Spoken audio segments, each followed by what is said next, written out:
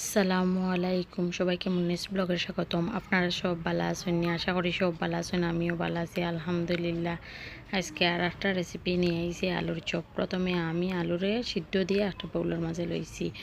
হ্যাঁ, ধনিয়া পাতা, কাঁচা মরিচ, পেঁয়াজ বেরেস্তা, লবণ, হলুদ, মরিচ, ধনিয়া, জিরা পাউডার দিয়ে আমি সবগুলো আলুরে বালামতে মাখাইয়া লইছি। এখন আমি গুলগুলো করে সেই ভরি বানাইছি।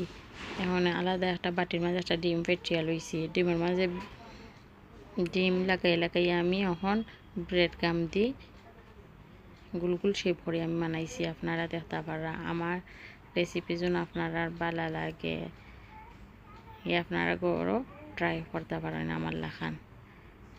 আমি অনেক সবগুলারে আমি অফ ক্যামেরাত বাজছি, আপনারা দেখাইতে ভুলে গেছি।